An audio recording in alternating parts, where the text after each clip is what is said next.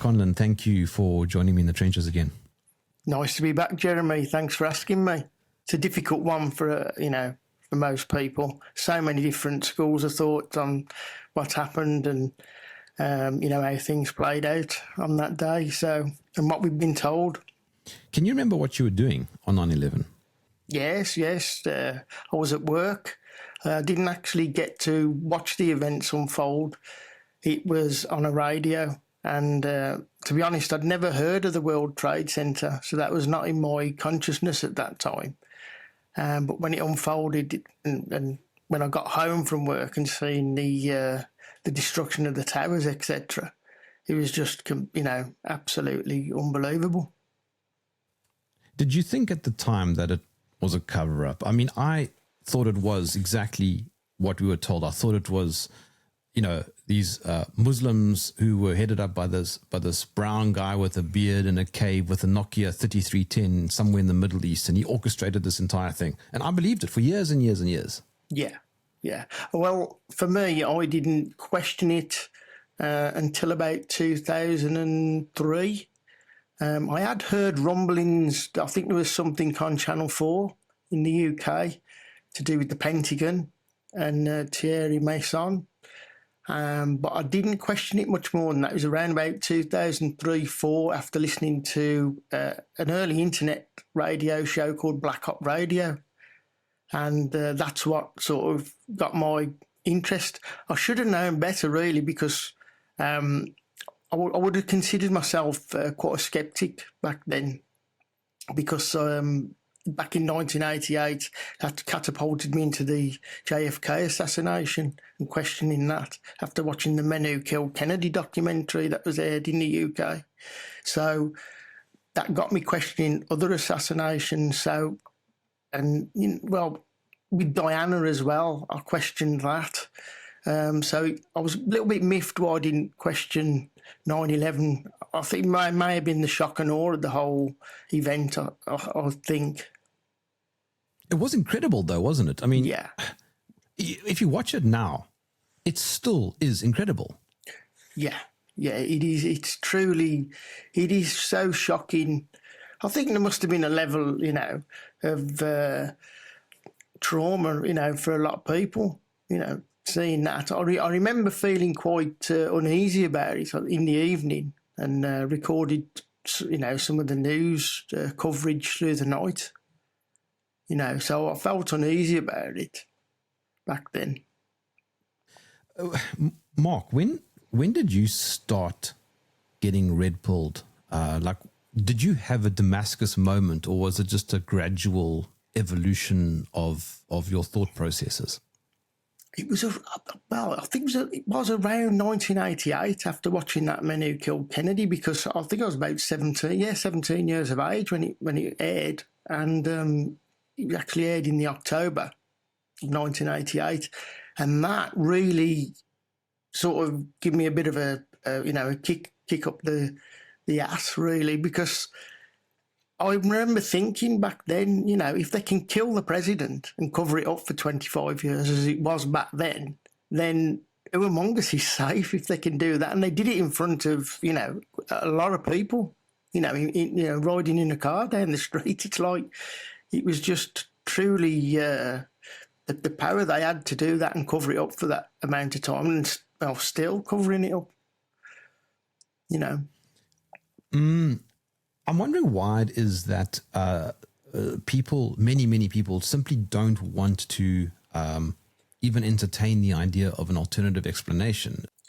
Yeah, I think for some people, I look at it, there's levels of consciousness, really, and it depends, sort of where you're at on that journey. I mean, for some people, things that may be completely obvious to us after waking up, if you want to use that term, is, things just stand out now like a sore thumb. When you see something, you can see the playbook.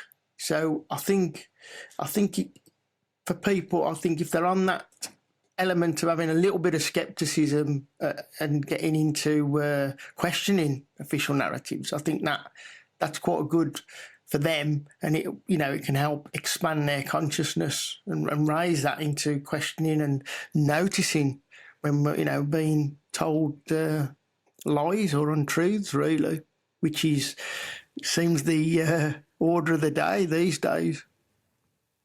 Why do you think 9/11 is so important?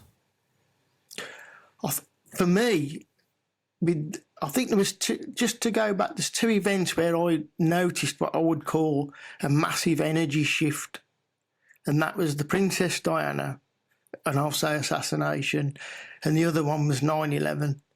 Two huge events, and something changed with the energy. You could it was like so palpable, you could feel it, the absolute change. And obviously, on the back of 9/11, we had the Patriot Act, we had laws changed in the UK. Everything was tightened up, and what followed, obviously, with 7/7 as well, and some of the other events that happened in Europe. It changed a lot. It was like the trigger to a cascade of things happening, really. And the war on terror, yeah. We got embroiled in that. And, people protested that, but I think the protesting was a bit different to what perhaps, where my mindset was with it at that time. A lot of people ask the question, what is the point of covering up 9/11? Oh, well, I don't think I think they obviously plan a cover up in advance of when they're going to do these events. But obviously these events are used to further the agenda, which is more clamping down, draconian measures, which we're seeing now. It's truly unbelievable in the UK. These measures that are, what's being rolled out, it is very draconian. For example, my BitChute channel, nobody can see it in the UK, yet laws were, brought in, and so they say to protect children, but my channel's been completely censored in the UK. So, to some degree, it's furthered many agendas all around the world, I would think. So your Substack has focused quite a lot on the planes themselves, and more specifically, no planes. I just want to preface something regarding no planes and planes. Just to begin with is, if you're going to say to somebody there was no planes involved on 9/11, then... Yeah, they'll laugh at you. Yeah, they'll laugh at you, And so I came across the no planes around about 2006. It was more prevalent at the Shanksville site and Pentagon. It was more acceptable, let's put it that way, at that time. But when it sort of moved over around about 2004-05 to the New York events, it became unacceptable about the planes. And I think the actual term, no planes is very, when you say that to people, they have such a wide interpretation about it. They'll either think, several schools of thought involved in that. They'll say it's video fakery, that there was no planes at all, so all the witnesses were fake. And they'll say nobody's seen a plane in the sky. Then we've got the missile or missiles that were used. We've got the 3D volumetric image projection stealth technology, which is something that I've been heavily researching behind and really going in to find out what happened to the actual planes, because there was actual planes that took off, but we don't know where they went. They didn't go to the four named targets, and there's a lot of telemetry data that's been withheld, that's come out over the years, which proves that the four planes were still airborne at the time of the alleged crashes. So it's very wide interpretation. Now, Yeah, hold on. So what you're saying, just for clarity, Mark, is that when someone says there were no planes, it's a little bit of an incorrect statement. What you're saying is that there were planes, but we need to be accurate about what we mean. Yeah. Sorry about the pun, but early on it all got hijacked, that actual part of that movement, So you had films like September Clues that came out, and they pushed and promoted that the planes were inserted into the video footage, and all the videographers involved, like Jennifer Spell, were all in on it, and they faked their videos. So this is what got me actually active in publishing research into this, these scenarios that were being put forward in films like September Clues. You had Ace Baker pushing, it's very similar to what Simon Shack pushed in his film. Now, as soon as you mention no planes, the conditioning has been the go-to is September Clues, CGI footage, and The Great American Psy Opera, which is Ace Baker's film. Where you're on the fringe is in the stealth technology. Now, from my research that I've done, which I started publishing in 2013, I can categorically prove points in both of Ace Baker's film and Simon Shack's film that there is disinformation contained in that film, which is very misleading, very clever editing to steer the viewer in a certain direction with no planes. And in my opinion, that has been done to cover up some technology that was used on 9/11, which is let me just say, this is a very real and present danger in the future, and it has to be kept secret.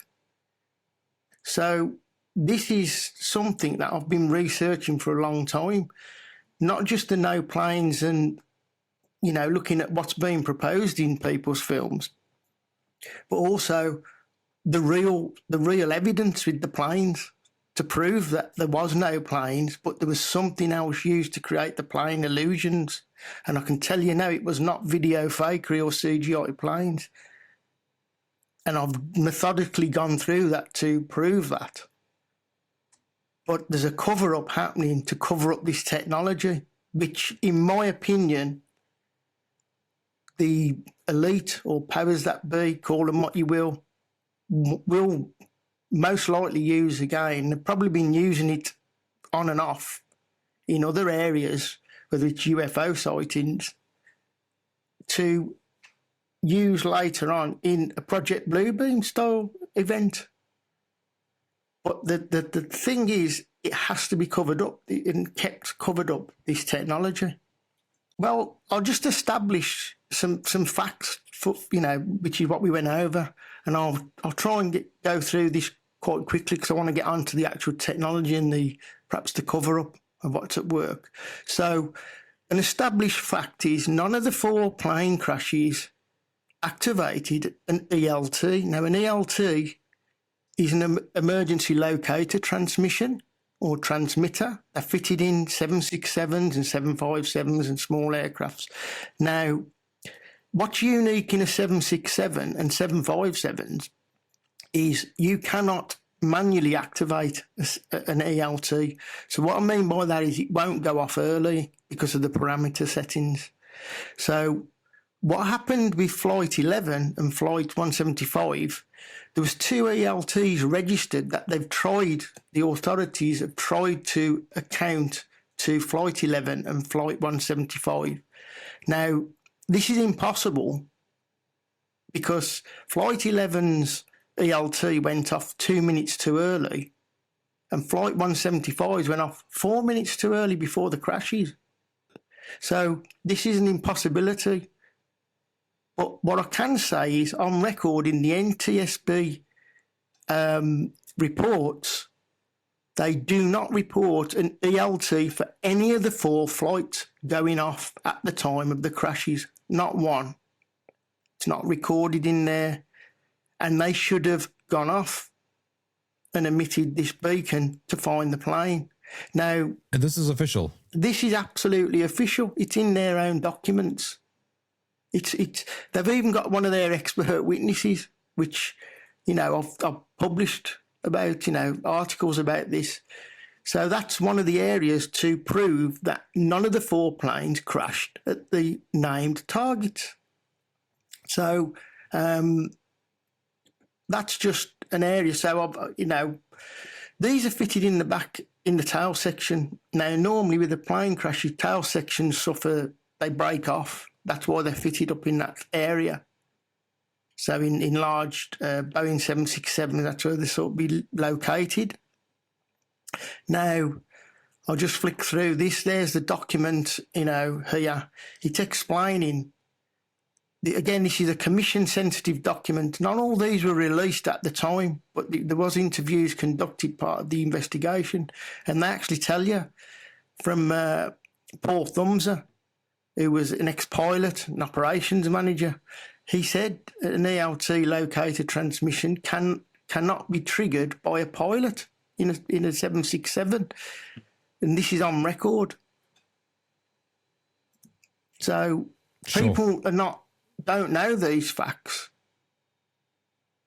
You see. Okay, but before you go any further, Mark, so I just want to make sure that I'm following. Yeah. The 767s are not imaginary. Those were real planes. They did fly, but it doesn't appear that they flew into the buildings at this stage. That's correct, yeah. Now, that is established. We have many areas of data to establish the takeoff times. Now, there's discrepancies with that because, as I allude in a lot of my articles, there's a lot of military drills going on 9/11, and you do have evidence of planes being what I'll call duplicated. So an example might be Flight 175. The official story says it took off at 8:14. The Bureau of Transportation Statistics, which gets its data through the ACARs. So when a plane takes off, just to preface this piece of information, there's a sensor that records the data through ACARs that says that the wheels have left the ground, they've left contact with the ground. So that's all recorded. Everything on the plane is recorded, its performance with ACARs data. So you can glean a lot of information from the ACARs data, which again didn't come out, wasn't released straight away. It come out many years later. So another example is Flight 93. They say it took off at 8:42. Bureau of Transportation Statistics shows it took off at 8:28. So you've got these inconsistencies and discrepancies. Now, I've put all these into articles to make it easy for people to follow in a lot of my research articles. So, again, we've got Flight 11 not taking off in the Bureau of Transportation Statistics, and we've also got Flight 77 not taking off in the Bureau of Transportation Statistics. It's quite mad, isn't it, that you've got all this data, and a lot of people don't know about this data, that it exists. It's been covered up, that's why. Yeah. Now, just to move on to Flight 11, we're told crashed into the North Tower at 8:46, but we have NORAD recordings giving precise lat-long coordinates showing that Flight 11 was 5.77 miles past the North Tower on 9/11. So this is after it's crashed, it's flown past the towers. And there's reports in the NORAD, you can listen to the recordings, and it says it's on the way to Washington. Here's a recording that I made edited from the NORAD tapes and transcripts, where it tells you that Flight 11 is still airborne, it's on its way to Washington. Military Boston Center. Just had a report that American 11 is still in the air and it's on its way heading towards Washington. Okay, American 11 is still in the air? Yes, on its way towards Washington? there was definitely another aircraft that hit the tower. That's the latest report we have. Okay. I'm going to try to confirm an ID for you, but I would assume he's somewhere over either New Jersey or somewhere further south. Okay, so American 11 isn't the hijack at all then, right? No, he is a hijack. American 11 is a hijack? Yes. And he's going into Washington? This could be a third aircraft. People have tried to make out that that's a phantom plane, that they apparently were going to send fighter jets to, which they did. But they've tried in the commission to repivot that to say it was for Flight 77 and Flight 93. They can't make their minds up. They knew they had a problem with Flight 11 because of this evidence. So they had to repivot the story to make out that the fighter jets that were sent to track down 11 were actually sent for 77. Then it changed to Flight 93. So they changed the story. They changed the story, yes. But there's the timeline of that story to say when Flight 77 was classed as a hijack doesn't fit this story's timeline. So they were actually trying to track down Flight 11. Now, as it continues in the recording, it gives you a tail number for Flight 11 as well.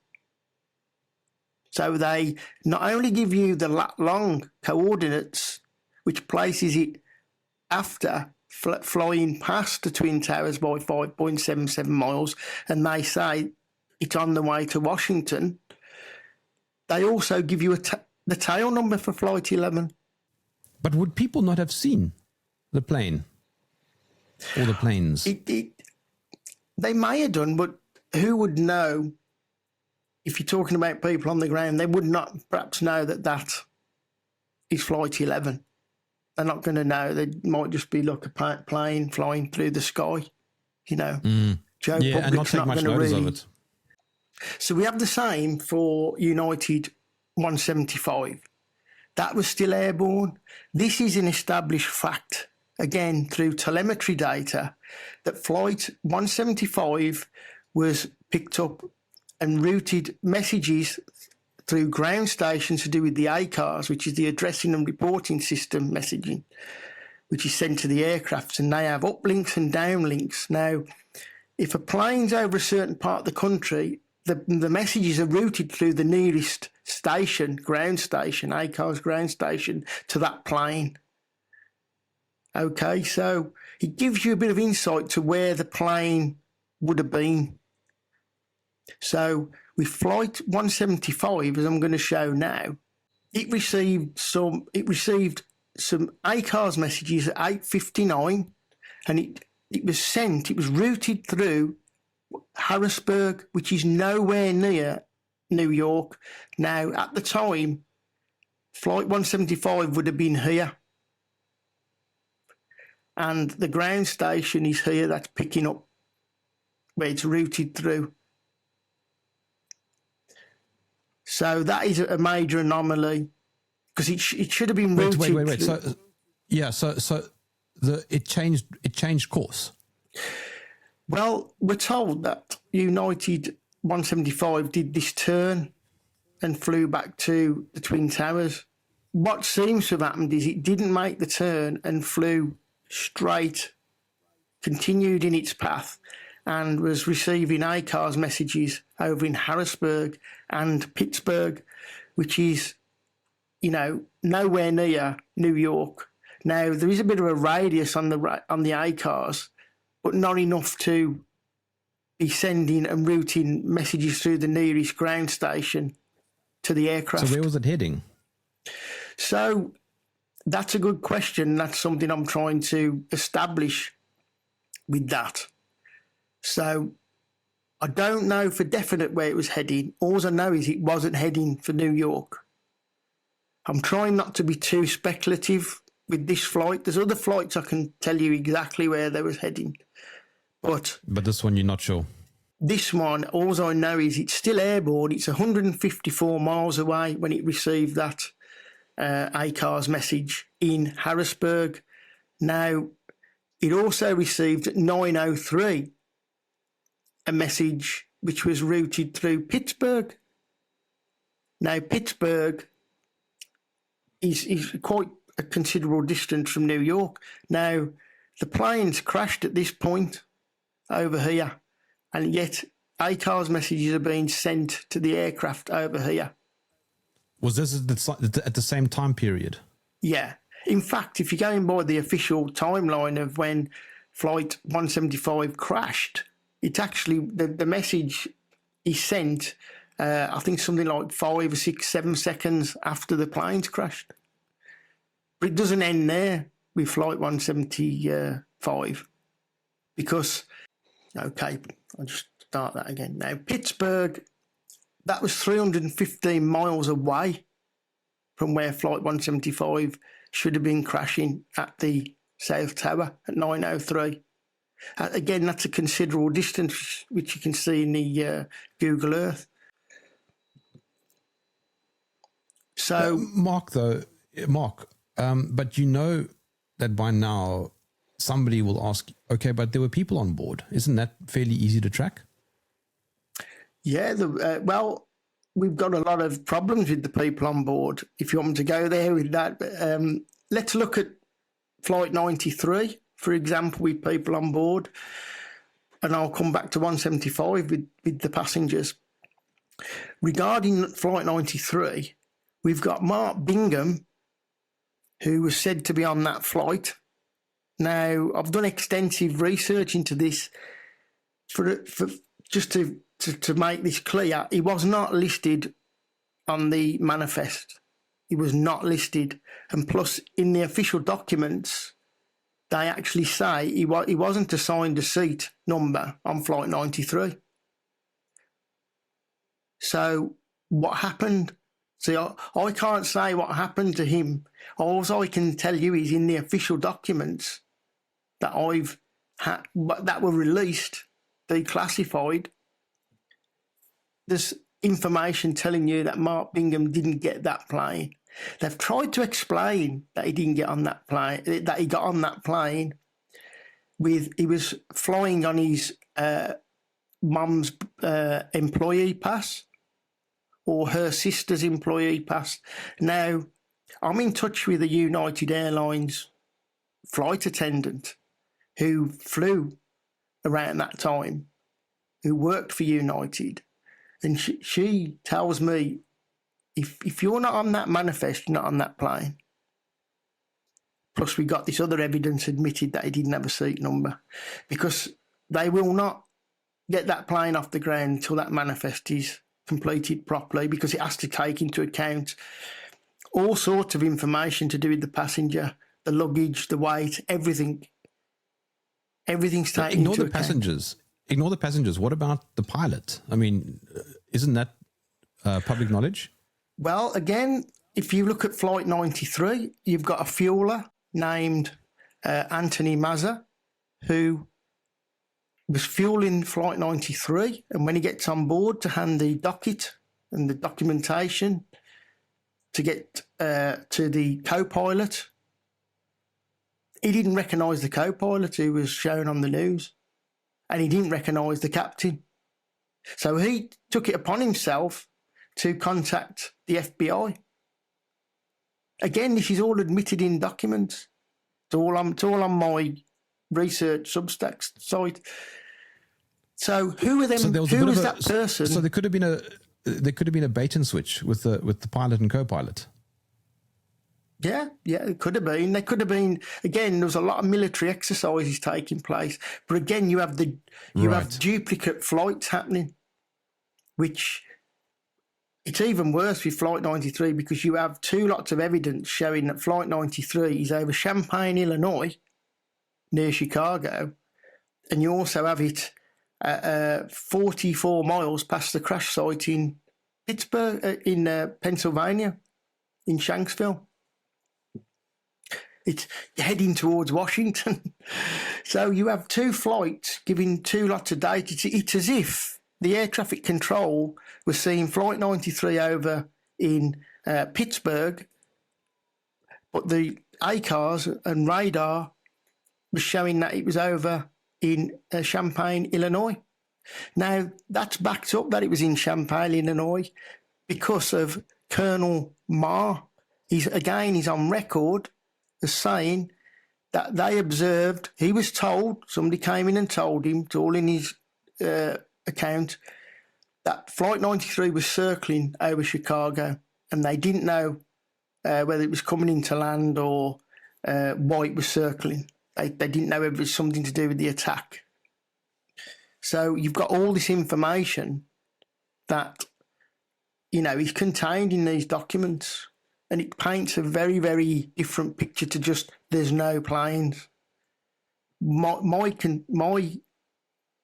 area is that there was some planes that went to different places. They didn't go to the targets, but what we were seeing, or we seen in the second videos, was not Flight 175.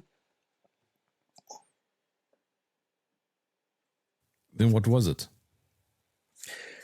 Well, again, it's back to the contention that you have different schools of thought. So some people, as I recently heard the other night on a group, Richard Gage getting involved, saying it was a military plane, yet I can prove it's not a military plane, because military planes don't have their wings disappearing in video footage, not just one, but photographs. So that's an odd anomaly to have. You see, we've also got the impossible speed of the plane, travelling at 700 feet at 586 miles per hour, which is impossible. But people will argue... Yeah, it'll break apart. It will break apart. And there's numerous pilots, which I've got in my presentation, who will tell you it'll break apart. It's physically impossible. That's where Richard Gage said, it's a military plane, because Jeff Hill rang Boeing. And she said, she's on record, Leslie Hazard, that you can't do it at that. The plane wouldn't go that fast. That because of the density of the air will take the wings off, takes the engine off. And the best example for this is actually Flight 587 that crashed in New York or Queens in November 2001. Now, that is a perfect example, that crash, that a plane cannot go through the dense air with its VMO limitations well above those. So it's physically impossible. And we also have the same with the crash dynamics. When you look at the videos of Flight 175, the crash dynamics is non-existent. Again, we have people saying, well, the plane would have gone in, but there's absolutely no resistance. There's no collision. There's no proper collision that you would have. The fuel is stored in the wings on a plane, and there's no ignition of that happening. And that's very strange. The tail section doesn't break off. And, again, on another group, they said, well, there was debris. Now, none of the debris, now again, this is on record, the NTSB, none of the plane debris that was found at any of the sites, there's no chain of custody, there's no inventory of it, and it was never ever matched to any of the serial numbers of the four planes. They'll talk about that engine. They'll talk about that engine that was found a few blocks away or something. Yeah, that was found on Murray Street, wasn't it? There's a lot of contention about that engine. Some people believe that it is the engine. I have been looking into that. There is some anomalies with it. It did bounce off a building, collided with the building. Something exited the building. But whether, again, it's on record that you can't, there's no serial number being tracked back to Flight 175. They've not done that. There's no inventory. There's no chain of custody to prove. The government never proved that engine belonged to that plane. And there's a good reason for that, because that plane was nowhere near the target. And there was certainly no ELT to suggest that that plane crashed into that target. Now, if you just want to mention the some other evidence to do with Flight 175 is what it's called the Dulles Control Centre radar. Now, this showed that Flight 175 flew past the South Tower, and it was captured at 9:07 on that radar data, and it was over Connecticut. Now, again, this is all in the telemetry data, which I've shown on the screen there with the coordinates. And it was flying at 31,000 feet, which is not, that plane is well above the towers. And it's captured over at 9:07 in the morning, doing 31,000 feet and over Connecticut. Now, this information particularly, this is new information, which we discovered. It totally backs up what was seen and broadcast on MSNBC at 10:25 live, when they showed something called Flight Aware, and they hover over the planes, and it shows you that Flight 175 is over Connecticut. We've just received word that all inbound international flights to the United States are being diverted to Canada. The government will not allow them to land here in the U.S. They are being diverted to Canada. As we've been reporting, all airports in the U.S. have shut down departures. We were watching on our Flight Explorer. I don't know if we can put it on the air right now. This is a system in which we can actually look at the number of airplanes in the air. Normally, this would be dotted with little blue airplane figures. Look at how few we're looking. It looks like only 3 over the immediate New York City metropolitan area. Just a handful. Airplanes in the air are being allowed to land at their destinations, and then that is it. Now, keep in mind, the planes you're looking at here are only those that are participating in the FAA radar system, airliners. This does not include anybody in a small Cessna or a small plane who might be flying what's called VFR traffic, where they're just flying below the commercial traffic. But again, these represent commercial airplanes, or airplanes that are participating in the FAA system, just a handful in the skies over the Northeast right now. Greg, Chris? Watching continuing NBC News coverage on MSNBC of a series of apparent terrorist attacks on. And there you go. Gee, now you'll struggle to find that online. It's still online, just about. But this piece of evidence backs up the other piece of evidence I've just shown you, which was the official DCC radar showing that Flight 175 is over Connecticut. This absolutely backs that up. So you've got one Flight 175 over Connecticut, and you've got the ACARS data communicating with the plane over in Harrisburg and Pittsburgh, which is in totally the other direction. It's impossible. Do you think the pilots knew what was going on? Were they oblivious? Were they in on it? Well, there are some pilots which are connected to the military who were flying that day, but that's difficult to say. I don't know for definite regarding the pilots. And just quickly to go back to the passengers with Flight 11, there's official information showing reservations that were cancelled for Flight 11. Okay, and yet these passengers were alleged to have been on Flight 11. There's no information proving they booked back on the flight. And apparently they found their DNA at the site. So how can you have official American Airlines information showing that there's passengers who cancelled their reservations and didn't rebook onto that flight? And that's the same. We've got that again with Flight 77 as well. So there's a lot of people. There's some good people doing work on that, who, including myself, I've done quite a bit to do with the passengers, which is all on my Substack. We've got as if aliases were being prepared as well by what they call it photographic EXIF data, which is dated before 9/11, which is impossible with the obituaries, which is highly, highly strange. Plus, you've got with Flight 175, you've got 5 passengers' names who are not on the flight manifest. So There's something very strange. Again, I've looked into the Victim Compensations Fund, and there's a lot of anomalies with that, with the numbers who brought, who were given payments from the fund. There was a private litigation brought, but the numbers don't add up with the people who brought the private litigation and the people who were paid out by the Victim Compensation Fund. So, again, there's a lot of anomalies with the passengers.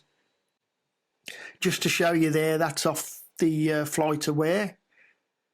And that information that's shown on there is identical to the schedule of Flight 175. And if you go into the BTS, there's no other Flight 170. There's Flight 175, but there's nothing that matches that 5.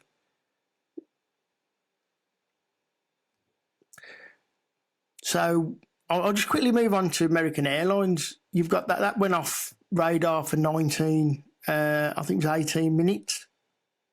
Now, again, we've got evidence. Now, this evidence, a lot's come out in the last few years that we've managed to collate. So this proves that this plane did not turn around and fly back to Washington. Didn't turn on the Kentucky and Ohio border. It was actually on radar, on the DCC radar, captured flying over to Missouri and Kansas City. Now, there's a lot of evidence to support this, to support the radar information. So this is the plotted radar coordinates showing that Flight 77, American Airlines, flew on into Kentucky, all the way over into Missouri and over into Kansas. Now, again, this come out through Freedom of Information Act, this information, which people can go to National Archives and find this stuff themselves. I've published research surrounding this. I've gone through transcripts where, again, this is an official document showing transcripts at 14:29. So this is at 10:29. Now remember, the Pentagon was hit apparently at 9:37. Now, they're still tracking this guy who they say is American 77. How do we get tracking over Missouri? So they know he's over Missouri. They know he didn't turn around and fly back to Washington. So, again, we've got mention to about tracking him over Missouri. This is at 10:31. All official information. And again, at 10:38, we've got Flight 77 is in Kansas area, heading westbound.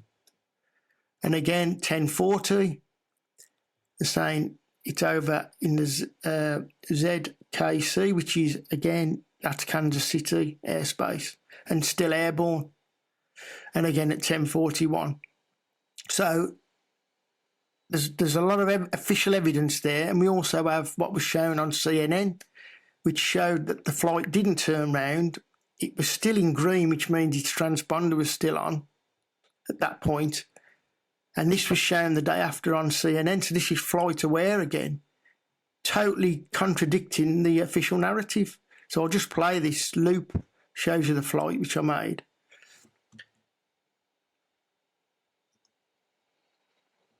What you're looking at here is it's about to turn and then it jumps, which means it did not make the turn. It's actually following that radar path. So whoever let this slip on CNN, I would think got a bit of a bad rap. Yeah, but a bunch of anomalies happened on the day. Remember that BBC, was it Sky or BBC footage where they announced the second tower going down, I think like 20 minutes before it went down? Oh, yeah, which didn't register next to nothing seismic reading. Again, that's pushed as a controlled demolition. People need to look at the evidence and go and do due diligence and look at the seismic readings, which are 0.6. That's impossible. No SLP wave in the seismic reading. Again, that's not anything kinetic. That's destroyed that building. There's something else at work, and people need to really understand that that there was a lot of technology going on 9/11, and it's being covered up. And unfortunately, it's being covered up by the vast majority of the truth movement. Sorry to say that, but that's the truth. Infiltration. Absolutely. And they're making a lot of money doing it as well. So people are actually paying for a cover-up. Both planes took off, but both planes didn't go in the direction that we were told. They went their own way, and the data shows this. Absolutely. Absolutely, yeah. Yeah. All right. I can prove it from their own documents. Yeah. And you say that there are weird anomalies with the military stuff that was happening on the same day. Absolutely, yeah. Yeah, if you look at some of the military exercises, I mean, they did have one planned in June 02, which is Amalgam Virgo 02, and that involved having real Delta Airlines employees, and it had FBI, I think, as hijackers and actors as passengers. So there's also other military exercises where they've got simulated cell phone calls involved in the training exercise, hijacking involving simulated phone calls. And I mean, we're only talking about the two towers here. We're not even talking about the Pentagon and what's the name? The other location. Shanksville. Yes, Yeah, we aren't even Pittsburgh. talking about that. We're just talking about the two towers. That's it. Yeah. Which again, and I mean, it stands to reason that if you're going to question what hit the Pentagon and what happened in Shanksville, you should also be asking what happened with the towers. yeah, the towers is very important because the second flight was beamed all over the world. That's what actually conditioned people regarding the planes. And obviously the news coverage was on every channel in every country, I should think. Well, from what I know. And Mark, if you look at the still frames of the official footage, which anybody can find on YouTube, yeah, and you break it apart into images, and you watch the plane actually going into the building, it looks like a cartoon. I mean, Yeah. it just vanishes without any resistance. And the amount of mental gymnastics that goes on from people trying to explain that, well, this is what happens when it's going at that speed, and the building is effectively made from paper. I mean, it's so thin, and it's just, there's no resistance whatsoever. But it's so blatantly obvious that the visuals don't look right. The plane is going at a constant speed, which also doesn't look right. It doesn't even slow down. Yeah. The whole thing doesn't make any sense. No, the physics of it is totally off.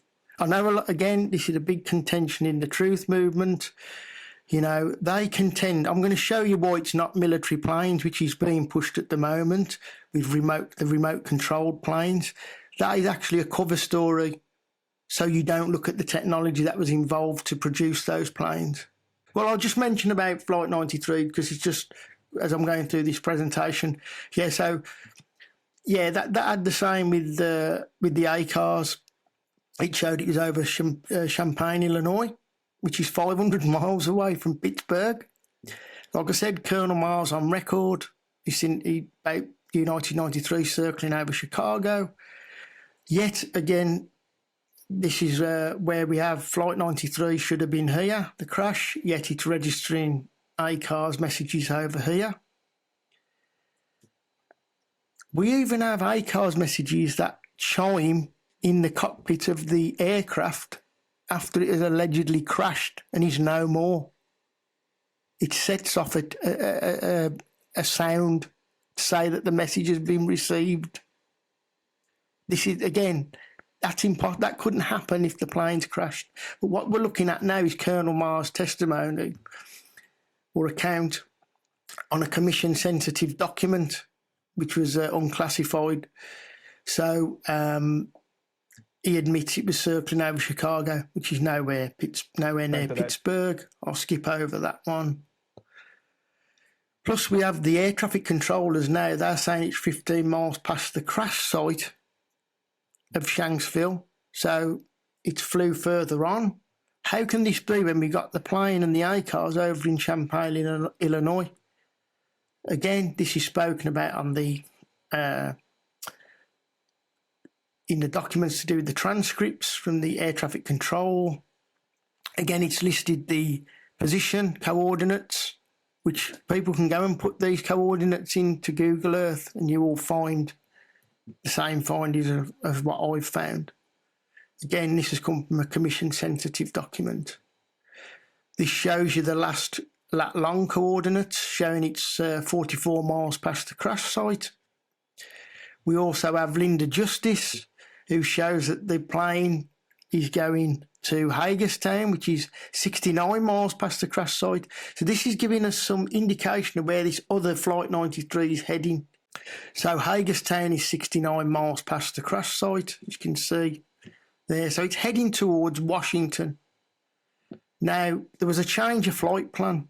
Now, the commission tripped themselves up here because they didn't want to say it was the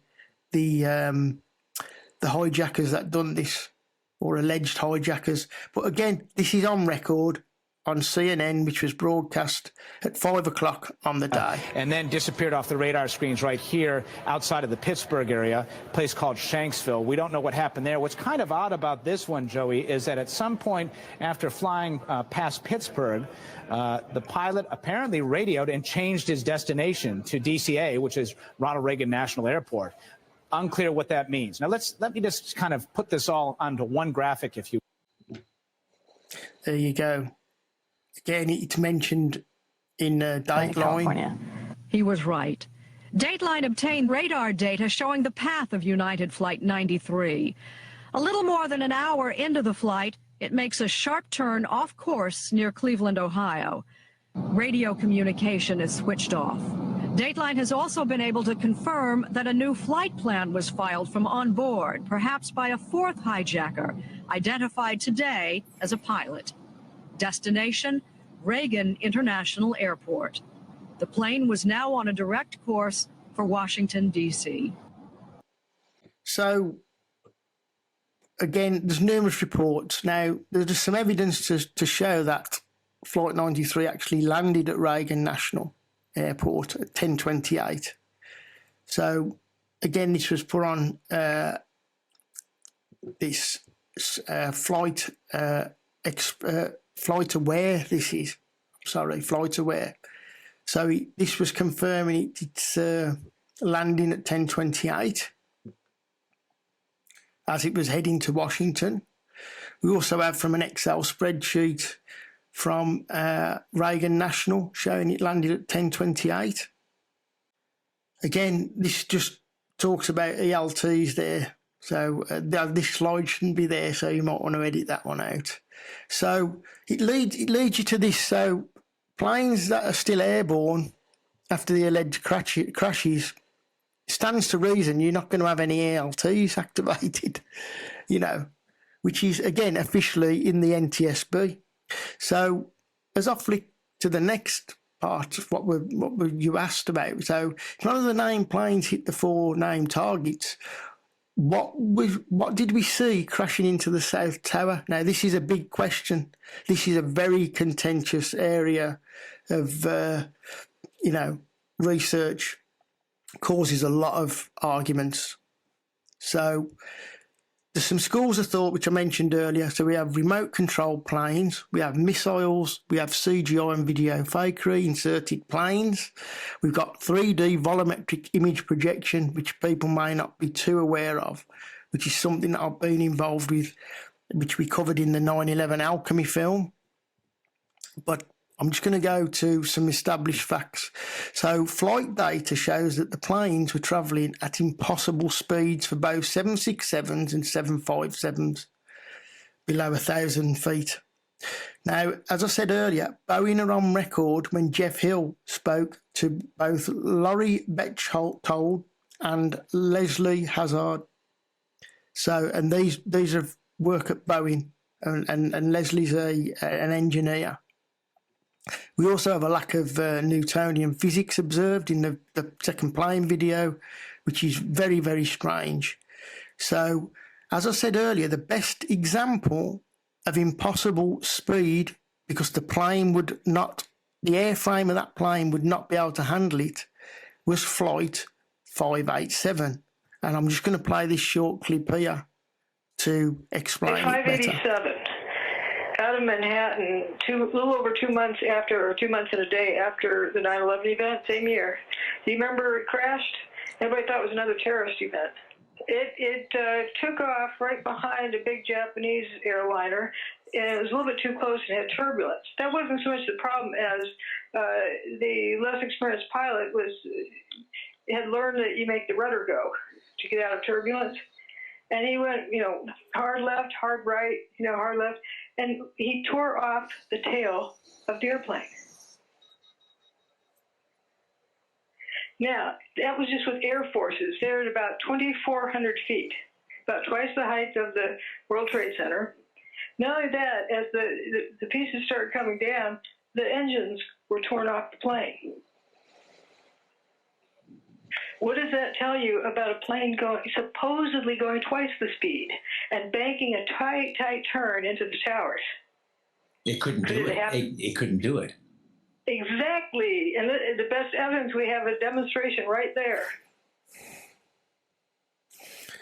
And there you go. Impossible.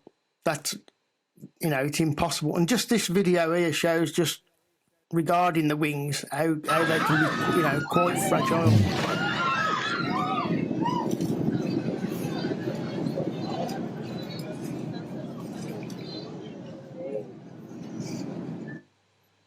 I've got to tell you, though, that freaks me out still. I don't know how often you fly, but when I fly and I hit a bit of turbulence, I always think about those wings. Yes. Well, they do have on them, don't step on them because they're that fragile. So, again, it's another area that people need to be aware of. And then as I go on quickly, I'll show you quickly. So this is Boeing, the phone call, just a quick phone call from Jeff Hill, Leslie Hazard.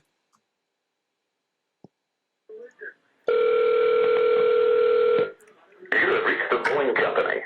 If you know the number you wish to reach, please hang up and dial that number. If you wish to continue to hold, your wait time could be up to 5 minutes. Thank you for your call.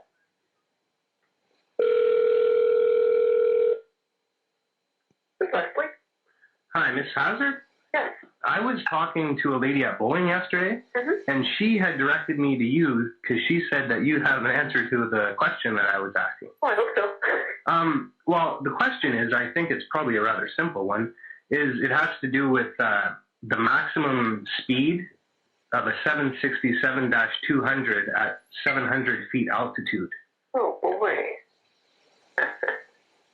Like, I looked all over the internet and everything, and I couldn't find anything about it. Yeah. For 200? Pardon me? For 200? Yeah, 767-200, yeah. And you're right, we don't have much on this. Like, I had asked some people, and they assumed it would be about 250 miles an hour or something. That sounds pretty likely because 35,000 feet is 530 miles. So there's no way that it could be going 500 miles an hour at 700 feet altitude then. Not that bad. So just to quickly sum up, we've got another aircraft engineer on record now. He says at sea level, it will usually be around 400 miles per hour, which is, or 360 knots for heavily built transport airplanes. Now, again, he's talking about here about sea level. So what we mean by that is, if you look at the Flight 175 video, we're talking about under 1,000 feet, with that. So he even says here that you risk a breakup. Even rockets are built with limited strength.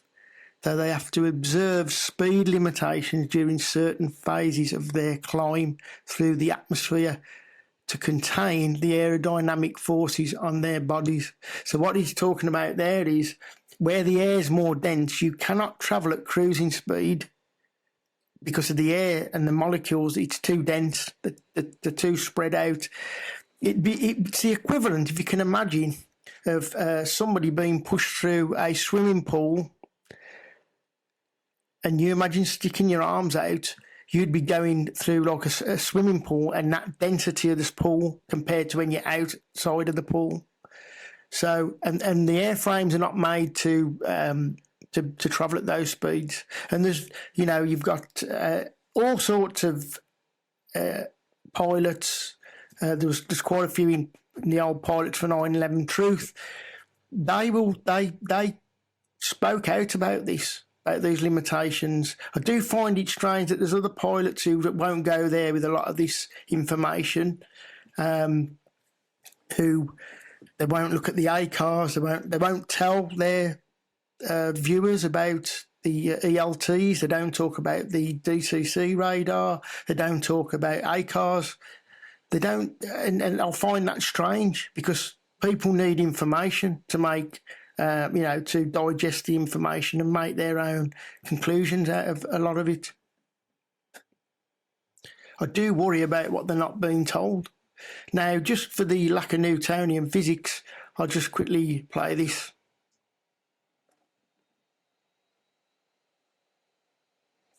What we're looking at here is the Michael Hezekiah video on the right and the Lou Korchesny video on the left. Now, they're both displaying really unusual impact dynamics. There's no deceleration, and there's no breaking off of the tail. There's no explosion when the wings come into contact with the building. Now, people will say, oh, well, it's like going through a shredder. There's fuel. The wings have fuel tanks in them. Now, as soon as you hit steel with that fuel, it is going to ignite. You are going to see something ignite, and you don't. Mark, adding to what you're saying, the plane is also hitting the building at a diagonal, which means that there's a cross section of various concrete floors and steel frames. Yeah, that's correct. And so, what we're seeing in this video footage, we're seeing not only impossible physics, which we can see in this photograph. I mean, this is just truly, if you were seeing a magic show, David Copperfield, would you believe it? They've cut that woman in half. You are seeing a very clever illusion at work here. Because when that plane's hitting that building, like you say, on an angle, to that angle, you would get some type of shift as it collides with that building. And we're seeing it gliding seamlessly. Very, very, it's very evident. But what I didn't... And it doesn't even slow down. No, it doesn't slow down. And incidentally, Matt Estefo has proven now, which again, the truth movement will not accept this, that the building didn't even move. There's no movement in the building when that plane is actually gone through the alleged wall and into the plane. The movement only starts when there's an explosion. Now, you should have had some type of physical object hit that building. You should have had some type of rocking of that building. And that doesn't happen until the plane has disappeared inside the building, which is, again, it's impossible physics. Just to mention, in the last video there was missing wings, which is in the footage. Now, again, people will try and explain this as, oh, well, it's compression and all this. No. The Norday footage, which I did analysis on, they shot their footage with professional camera. And that is why I used it, because there was a lot of other footage from further away which showed the missing wing anomaly. And it's not just in one footage, it's in photographs as well. This was a study I did, which is published on my Substack as well, where the wings disappear and they reappear. Now, this is over 12 frames. The wing disappears for 6 and then comes back for 6. And you will see it here in another video.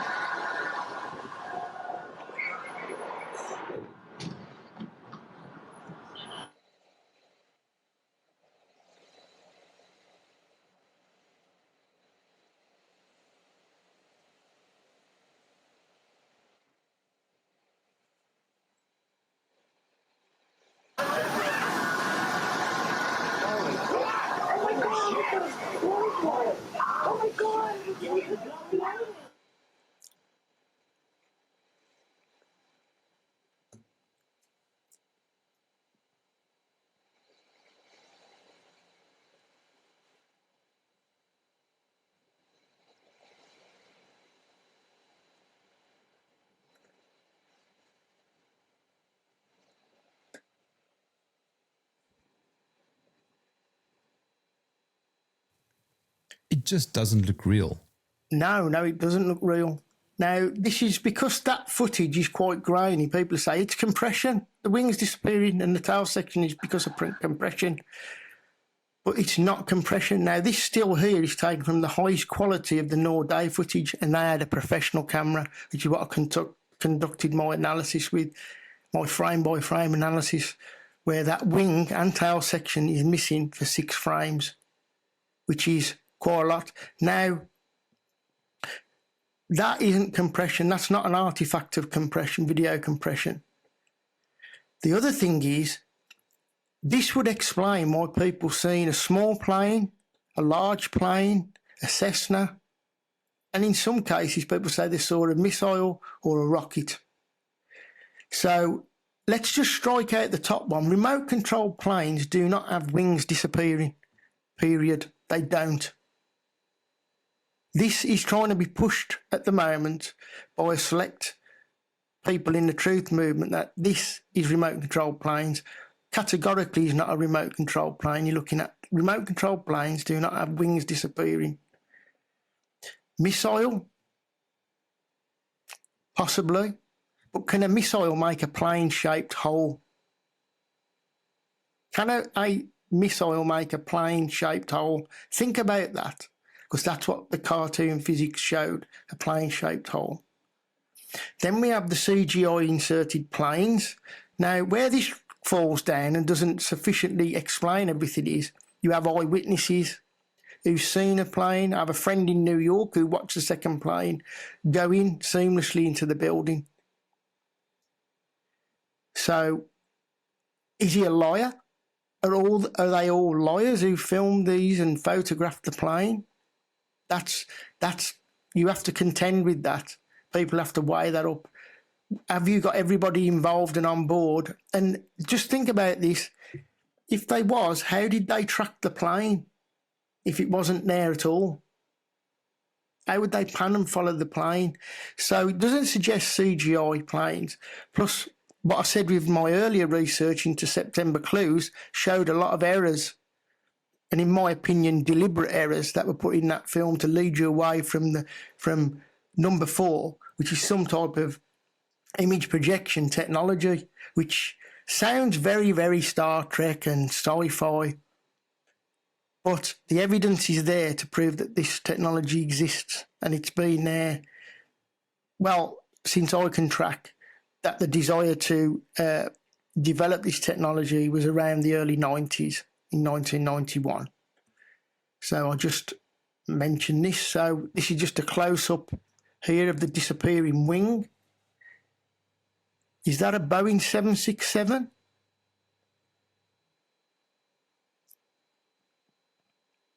Everybody can get the Nord-A footage. Go and buy the DVD. You'll see this.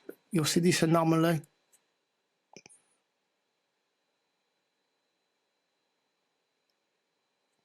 Now, that is not only captured in the Nord-A footage, again, which is on a professional camera, that they were filming the documentary. And I know there's a lot of controversy surrounding those two French brothers.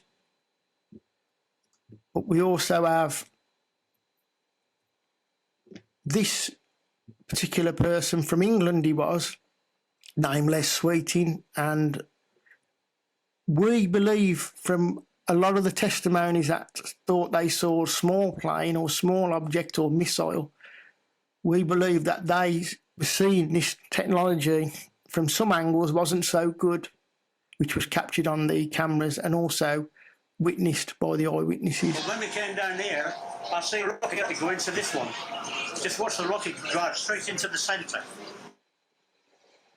So I'll just put that on again. When we came down here, I see a rocket go into this one. Just watch the rocket drive straight into the centre. So what is he observing there? He's saying he's observing a rocket. I mean, that object could pass as looking like a rocket. But if you look at the Luke Chesney video as well, compared to the Norday, there's no wing at all there. So what is this object? Again, Luke Chesney was filming on beta recording video cassette, which is a higher quality than VHS. So what is he capturing there? They're capturing something that is not a physical object, or not a 767 anyway. Again, we have a photograph. We got the disappearing wing, which we see in those videos on the other side in the Luke Chesney video here. So it's not just in the video, it's in people's photographs. It's in the phasing out there in Fairbanks. Now, this is what's going around at the moment. We've got people altering the videos to make the plane more convincing, but also bring a conspiracy element to it, where they've adjusted the brightness on the front of the tower there, when that is normally in shadow, consistent with the sunlight, which you can go and check the direction, what it was on 9/11. But they've actually put the wing in, which should have been in dark shadow, but they've made the plane look more convincing. Very, very deceptive. This is the truth movement at work at the moment, putting this stuff out, because something is trying to prevent people from studying those planes very, very closely. Again, we've got the secret program admitted as being established in 1994 for the holographic projector for the PSYOPs. This is a desire of the military back in 1994.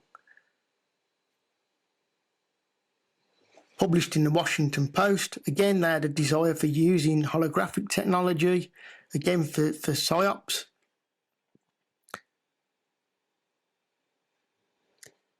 Again, just blown up there, tells you holographic imaging. So this actually was something John Lear spoke about, the holographic projector. And there's some couple of schools of thought regarding the plane, by the way. So I'll just run you through these documents.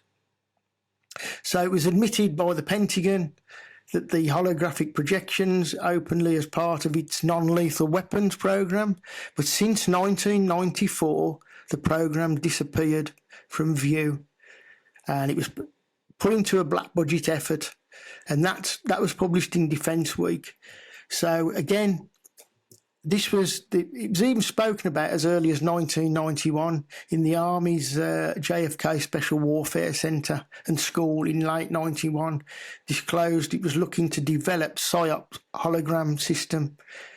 So again, they're on record. This is a desire, what they wanted, military. So the school of thought is, was the illusion, the plane illusion, was it broadcast in from something flying alongside it, broadcasting the plane, which would have meant it was not a physical object at all? Well, this is possible because this video, again, which was put together by Matt Steffo, shows something that possibly could be part of it. You're going to see an object flying beside.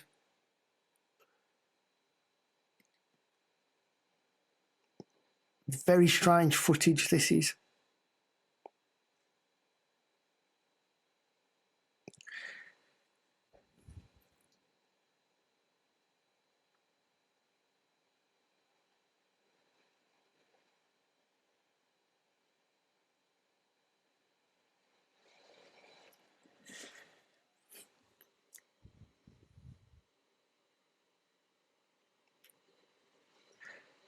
Now, people say about registering, about that being a bird or something else.